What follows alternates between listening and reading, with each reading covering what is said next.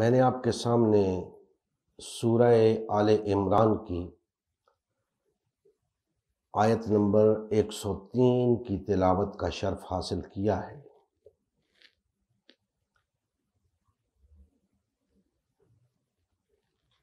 اس آیہ مقدسہ کو پڑھ کے رونا آتا ہے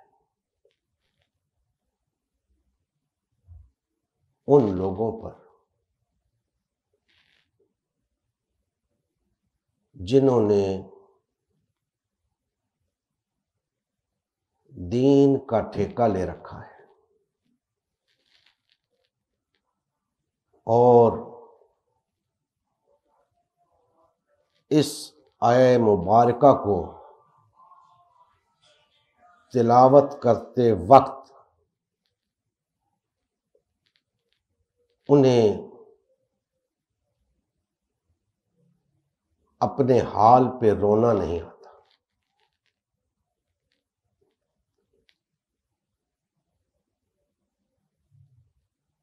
یہ آیت مبارکہ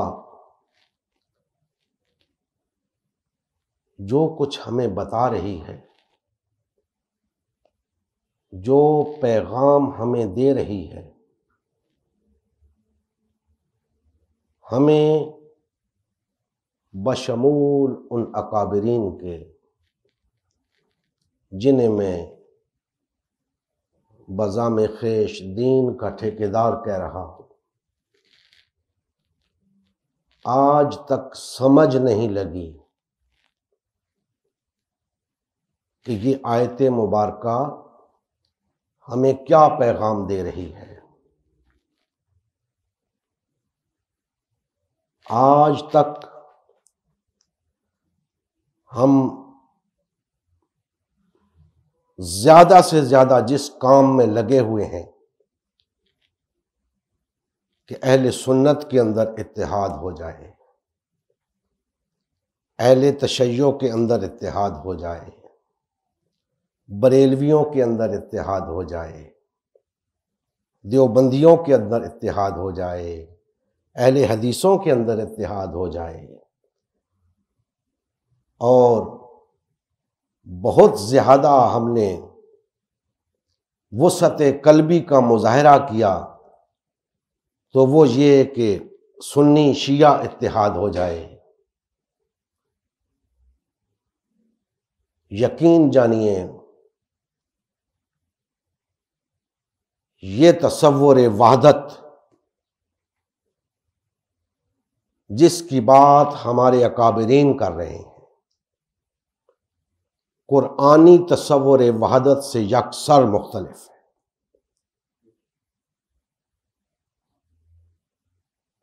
قرآنی تصور وحدت کیا ہے، اسلامی تصور وحدت کیا ہے، اس کا ان وحدتوں سے کوئی تعلق نہیں جس کے لیے ہمارے اکابرین سرگرداں ہیں، اور جس وحدت کی ضرورت ہے، جو قرآنی تصور وحدت ہے، جو اسلامی تصور وحدت ہے، ہمارے اکابرین اس کے قریب بھی نہیں جاتے۔ آج میں یہ سمجھاؤں گا قرآنی تصور وحدت، اسلامی تصور وحدت۔ افسوس اس بات کا ہے کہ اتنے بڑے بڑے علماء، مفکرین، دانشوران، مفسرین، محدثین،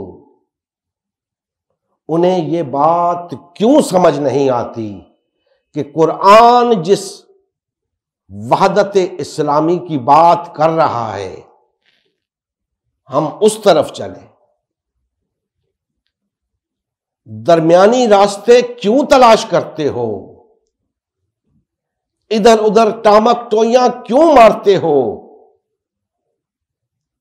قرآن جب سیدھی سادی بات بتا رہا ہے، وحدت کا اصول بتا رہا ہے، اس طرف کیوں نہیں آتے؟ ساری زندگی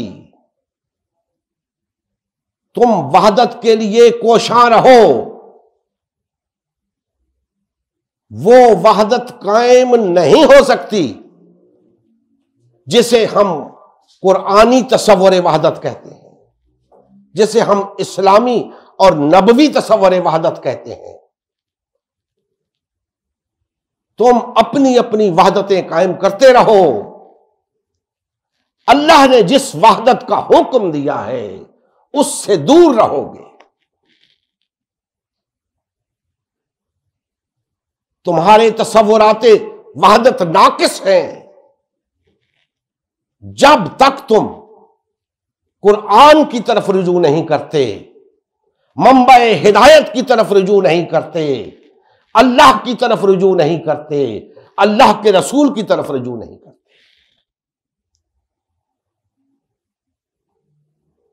جتنے تصورات گھڑ لو، اس تصور وحدت کو نہیں پہنچ سکتے۔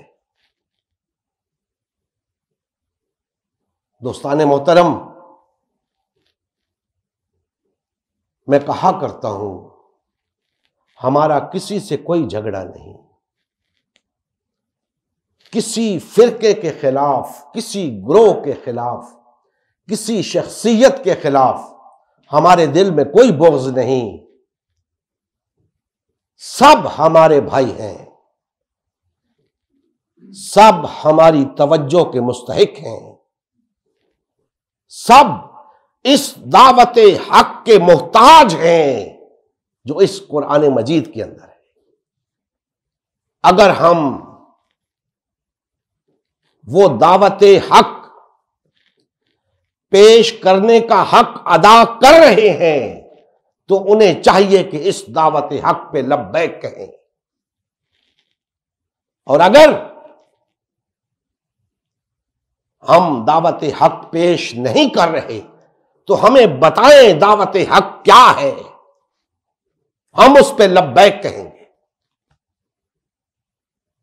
لیکن دعوت حق سے ہٹ کر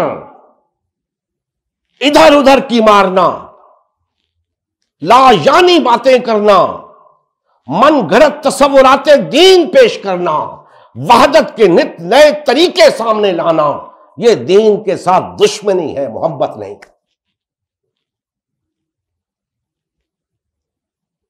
ہمیں رجوع کرنا ہے اللہ اور اس کے رسول کی طرف، قرآن کی طرف لوٹنا ہے، اور جب قرآن کسی بات کا فیصلہ کر دے تو ہمیں آمنا وصدقنا کہہ کر اسے تسلیم کرنا ہے۔ لیکن افسوس کہ ہم نے اس قرآن کو پسے پشت ڈال دیا اور اپنے اکابرین کو قرآن و سنت کی جگہ دے دی۔ اب جو کچھ اکابرین کہتے ہیں ہم اسے ہی قرآن و سنت سمجھتے ہیں۔ دوستان محترم، اگر یہی وتیرہ رہا تو یاد رکھیں شاید نفوس کی حد تک تو تم اس دنیا میں رہو، اسلام کا نام لینے والے کی حد تک تو شاید اس دنیا میں رہو، بحیثیت قوم، بحیثیت امت مٹ جاؤ گے، مر جاؤ گے۔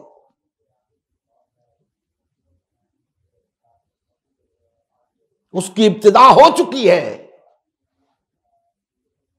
آج باطل اور طاغوت جس طرح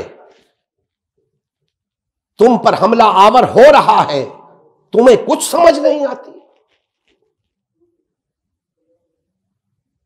وہ تمہیں مٹانے کے در پہ ہے اور تم اس کے ساتھ مفاہمت کی پینگیں بڑھا رہے ہو، تم اس کے ساتھ سمجھوتا کیے بیٹھے ہو۔ باز آ جاؤ اس روش سے، لوٹ آؤ اللہ اس کے رسول کی طرف۔ تمہاری بقا کا اس کے سوا کوئی چارہ نہیں۔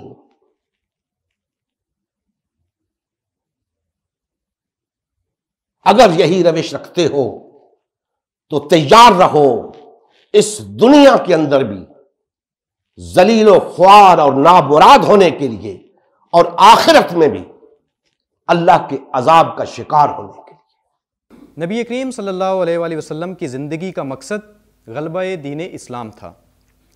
اس مقصد کے حصول کے لیے امت مسلمہ کی تشکیل ہوئی۔ امت مسلمہ نے نبی کریم صلی اللہ علیہ وآلہ وسلم کی سیادت و قیادت میں اسلام کو غالب و نافذ کیا۔ جب تک امت مسلمہ میں وحدت رہی، اسلام کا غلبہ برقرار رہا۔ جیسے ہی امت مسلمہ میں تفرقہ رونما ہونا شروع ہوا، یعنی پارٹی بازی شروع ہوئی، اسلام کا غلبہ جاتا رہا۔ آج غلبہ دین اسلام کی بحالی کی واحد صورت امت مسلمہ کی تشکیل نو ہے۔ الحمدللہ ہم نے غلبہ دین اسلام کی بحالی کے لیے اللہ کے رسول کی جماعت امت مسلمہ کو بحال و فعال کرنے کا بیڑا اٹھایا ہے۔ یہ ہمارا ہی نہیں، ہر کلمہ گو کا اولین فریضہ ہے کہ ہر قسم کے باطل اور طاغوتی نظام کے خلاف اٹھ کھڑا ہو اور غلبہ دین اسلام کی بحالی کے لیے فرقہ واریت اور پارٹی بازی سے کنارہ کش ہو کر صرف اور صرف امت مسلمہ کو بحال و فعال کرنے میں اپنا تن من دھن لگائے۔ اس مشن کا حصہ بن کر اپنا فرض منصبی ادا کیجیے، حق مسلمانی ادا کیجیے۔ مزید تفصیل کے لیے ہمارا یوٹیوب چینل امت مسلمہ سبسکرائب کریں۔ ہمارا فیس بک پیج امت مسلمہ کی تشکیل نو لائک کریں۔ اس پیغام کو زیادہ سے زیادہ شیئر کریں۔ سوال و جواب یا فیڈ بیک کے لیے ہمارا واٹس ایپ گروپ یا میسنجر گروپ جوائن کریں یا اس نمبر پر رابطہ کریں۔ نمبر اور تمام لنکس ڈسکرپشن میں بھی موجود ہیں۔ جزاک اللہ خیر۔